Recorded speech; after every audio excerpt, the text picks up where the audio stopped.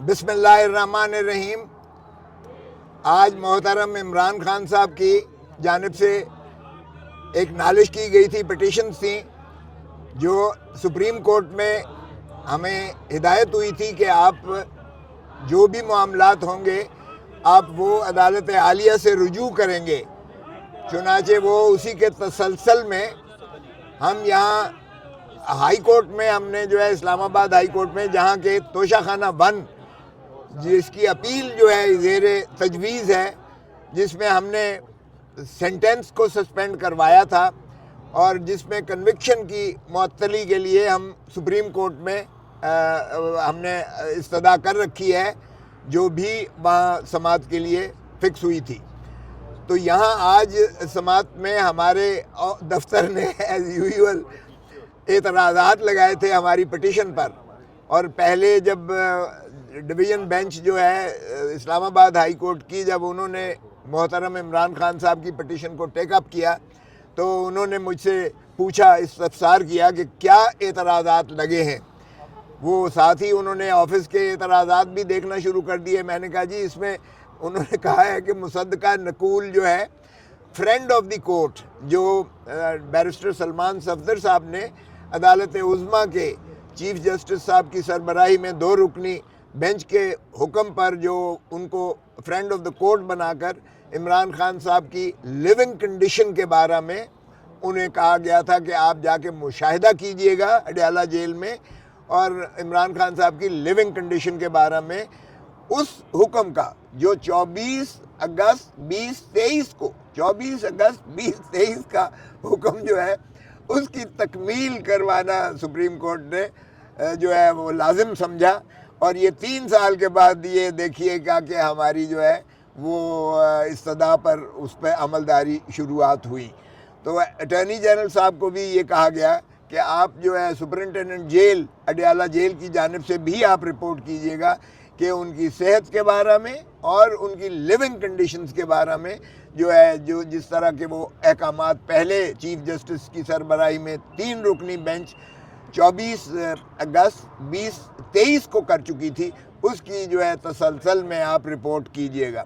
چنانچہ وہ یہ 10 تاریخ کو آرڈر ہوا اور 11 تاریخ کو انہوں نے جو ہے ملاحظہ کیا، اور 12 مارچ جو ہے 2023 کو یہ سپریم کورٹ کی 2 رکنی بینچ نے اس پر جو ہے آرڈرز کیے اور ان کا معائنہ اس انداز سے ہوا۔ لیکن جو امائکس کیورائی یعنی فرینڈ آف دی کورٹ کی 4 سفارشات تھیں۔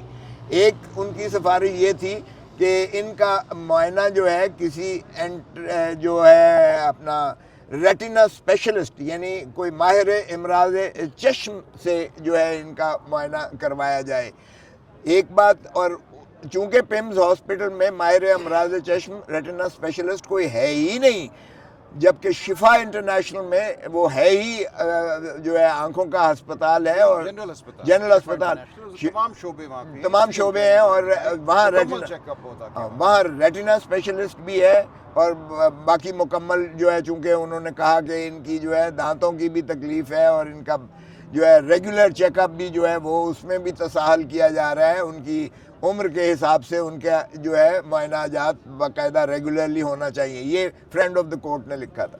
سو اس کی روشنی میں، اور دوسری بات انہوں نے لکھی کہ ان کے جو اپنے ذاتی معالج ہیں جو شوکت خانم سے میں ہیں، جو ڈاکٹر فیصل ہیں اور ڈاکٹر عاصم یوسف ہیں، ان کو ساتھ منسلک کیا جائے۔ ان کے تمام پروسیجرز کے بارے جو بھی ان کی میڈیکل ٹریٹمنٹ ہو اور میڈیکل ایگزامینیشنز ہوں، اس میں ان معالج کو شریک اور شامل کیا جائے، چونکہ ان کے پاس ساری عمران خان صاحب کی سابقہ ہسٹری اور ان کا فیملی ہسٹری موجود ہے، اور اسی لیے ان کو جو ہے اس کے عارضہ جو بھی علاج ہوگا اس میں ان کو جو ہے یقیناً فیسیلیٹیشن ملے گی۔ تیسری بات جو ہے فرینڈ آف دا کورٹ نے جو سفارش کی تھی وہ یہ تھا کہ فیملی ممبرز کو ایسوسیٹ کیا جائے، کیونکہ فیملی ممبرز کی تسلی اور تشفی نہ صرف لازم ہوتی ہے بلکہ مریض کی بھی، پیشنٹ کی بھی جو ہے اس میں ایک پہلو ہوتا ہے جس میں اس کی بیماری عارضے کی جو ہے وہ یقیناً بہتری ہوتی ہے. سو فیملی ممبرز کا بھی جو جیل رولز میں بھی موجود ہے ان کو بھی ایسوسیٹ کرنا لازم متصور کیا گیا. اور چوتھا یہ تھا کہ یہ جو سالٹری کنفائنمنٹ ہے اور وکلاء کو جو ملنے نہیں دیا جا رہا، یہ بھی، اس کی بھی فیسیلیٹیشن کی جائے. تو فرینڈ آف دا کورٹ کی جو رپورٹ ہوتی ہے یہ اسی طرح ہوتی ہے امائکس کی جس طرح عدالت کی اپنی آبزرویشنز ہوں، ذاتی آبزرویشنز ہوں. چونکہ عدالت کا وہ فریق نہیں ہوتا کسی فریق کا، وہ عدالتی ایک جو ہے نمائندے کے طور پر جو ساری آبزرویشنز کرتا ہے اور فائنل ریکمنڈیشنز ان کی اسی طرح متصور ہوتی ہیں جس طرح وہ عدالت کی ہی ریکمنڈیشنز ہوں. تو اسی کے بجائے اس کے کہ اس پر عمل داری کرتی ہے حکومت، انہوں نے الٹا پھر ہماری ایکسکلوژن کر کے پھر انہوں نے اپنا ہی ایک ڈاکٹرز کا بورڈ بنا کر پھر ذاتی انہوں نے جو ہے من پسند کے ڈاکٹرز کو بھیج کر اور ان کا جو ہے معائنہ پھر پیمز میں کیا. اور ہمارے معالج جو عمران خان صاحب کے ذاتی معالج تھے ان کو بھی ایکسکلوڈ کر دیا، جو فیملی ممبرز تھے ان کو بھی شامل شریک نہ کیا گیا، اور وکلاء کو تو آج تک 5 مہینے سے ان کو جو ہے ملاقات ہی میسر نہیں آ رہی ہے. سو ان تمام تحفظات کے بعد ہم نے پھر جو ہے ہم نے سی ایم دی اور سپریم کورٹ میں لگی، جو ہم نے جا کر چیف جسٹس صاحب کی عدالت میں ان سے عرض کیا کہ جناب ہماری یہ شکایت جو ہے، نالش جو ہے سن لیجئے گا. تو انہوں نے فرمایا کہ دفتر میں آپ نے ہم نے اعتراضات کے ساتھ جو ہے آپ کی درخواست کو کیا ہے واپس، آپ دیکھ لیجئے گا، ان اعتراضات کی روشنی میں آپ آگے جو ہے پیش رفت کیجئے گا. تو وہ اعتراضات ہم نے لیے، تو اس میں 2 اعتراض لگے ہوئے تھے. ایک یہ کہ آپ نے مصدقہ نقل جو ہے ایک یہ تھا کہ آپ کے آخری پیرا جو کہ چیف جسٹس صاحب کے 12 مارچ کے جو فیصلے میں لکھا گیا ہے، آخری پیرے میں 12 مارچ کے چیف جسٹس کی سربراہی میں 2 رکنی بینچ نے لکھا تھا کہ کوئی بھی معاملہ اس توشہ خانہ 2 کے مقدمے کے بارے میں اگر سائل کو یعنی عمران خان پٹیشنر کو اگر محسوس ہوتا ہے تو وہ اس کی نالش جو ہے وہ ہائی کورٹ میں جا کر کریں گے جہاں ان کی اپیل زیر التوا ہے. ایک یہ اعتراض تھا، اور دوسرا یہ اعتراض تھا کہ ایڈوکیٹ آن ریکارڈ کے بغیر جو ہے یہ درخواست کی پذیرائی نہیں ہو سکتی ہے. حالانکہ ہم نے یہ لکھا تھا کہ ایڈوکیٹ آن ریکارڈ اللہ کو پیارے ہو چکے ہیں، اور ہمیں چونکہ رسائی عمران خان صاحب کے ساتھ نہیں دی جا رہی ہے، اس لیے ہم نیا وکالت نامہ لے کر ایک ایڈوکیٹ آن ریکارڈ نیا جو ہے وہ رکھنے سے قاصر ہیں، مانے ہیں. تو اس وجہ سے اس لیے خیر انہوں نے کہا کہ ٹھیک ہے، آپ ایڈوکیٹ سپریم کورٹ ہیں، آپ کی طرف سے دائر ہو چکی ہے، لیکن پہلا جو ہے اعتراضات کی روشنی میں آپ ہائی کورٹ میں جائیے گا. چنانچہ اسی کی تکمیل میں ہم آئے تھے، اور آج میں نے یہی عرض کیا کہ جناب یہ جو ہے زندگی جو ہے ہر چیز پر سبقت لیتی ہے، زندگی بنا صحت کے وہ جو ہے بے معنی ہوتی ہے. اس لیے ان کی صحت کے عارضہ جات جو ہیں ان کو جو ہے تشفی اور تسلی سے کرائی جائے، کیونکہ نہ صرف یہ کہ ان کی پارٹی کے لوگ، نہ صرف یہ کہ وہ فیملی ممبرز، نہ صرف یہ کہ پاکستان کی عوام، بلکہ اوورسیز پاکستانی جہاں جہاں بھی ہیں ان کی وہ سراسیمگی کے عالم میں ہیں. حاکم بدہن خدا نہ کرے کہ ان کی داہنی آنکھ جو ہے جس میں ان کی بینائی کو اکتوبر 2025 سے ان کو جو ہے دھندلاپن نظر آ رہا تھا، وہ کہیں ضائع نہ ہو جائے، چونکہ یہ پھر ایسا ناقابل تلافی نقصان ہوگا جس کا کوئی ازالہ دنیا میں نہیں کیا جا سکتا ہے. سو اس پر پارٹی کی اپنی جانب سے بھی، وکلاء کی جانب سے بھی، فیملی ممبرز کی جانب سے بھی، اور چونکہ سب سے بڑی پاکستان کی پارٹی ہے اور عمران خان لوگوں کی دلوں کی دھڑکن ہے، 80% سے زیادہ لوگ جو ہیں ان پر اعتماد کرتے ہیں. سو اس طرح سیمگی سے اگر آپ نے قوم کو اور ملک کو نکالنا ہے تو خدا را آپ ان کا جو ہے ایک تو فوری طور پر ہم نے یہ استدعا کی تھی کہ انہیں شفا انٹرنیشنل میں داخل کیا جائے، شفٹ کیا جائے، نمبر 1. اگر اخفاء مقصود نہیں ہے کسی چیز کا یا ہو بھی تب بھی اس کا کوئی جواز نہیں بنتا ہے. ان کے ذاتی معالج کو ایسوسیٹ کیا جائے ہر پروسیجر میں، ہر ان کی تشخیص میں اور علاج میں، اور ان کی فیملی ممبرز کو اس میں جو ہے ساتھ ایسوسیٹ کیا جائے تاکہ ان کی بھی تشفی اور تسلی ہو، اور ساتھ ہی وکلاء کو ملاقات کرنے کی اجازت دی جائے تاکہ وکلاء نہ صرف یہ کہ وہ اپنی تشفی کریں بلکہ یہ کہ وہ لیٹسٹ ہدایات لے سکیں، کیونکہ وکیل جو ہے وہ ترجمان ہوتا ہے سائل کا، اور اگر سائل سے اس کا جو ہے رشتہ منقطع ہو جائے تو وکیل بے معنی ہو جاتا ہے. اس لیے وکیل اور وکالت کا پیشہ اسی چیز کا متقاضی ہے. قانون بھی یہی کہتا ہے کہ اس کا مسلسل رابطہ اپنے سائل کے ساتھ ہونا چاہیے تاکہ وہ کما حق ہو ان کی جو ہے ترجمانی کر کے ان کے مقدمے کو لگا کے یکسو کر سکے. تو اس لیے آج انہوں نے جو ہے آرڈر یہی کیا کہ انہوں نے کہا کہ اگر آپ کی ہم اپیل ہی لگا دیں. ہم نے کہا اس سے بہتر تو کوئی چیز ہو نہیں سکتی ہے، کیونکہ ہم 2023 کی اپیل دائر کی ہوئی ہے، یہ اگست 2023 کی اپیل دائر کی ہوئی ہے. پھر انہوں نے پوچھا کہ کیا پیپر بکس بن گئی ہیں، تو ہم نے کہا یہ تو آپ کے دفتر کا کام ہے، ہم نے تو پیپر بکس نہیں بنا کے دینی ہے، آپ پوچھئے گا دفتر سے.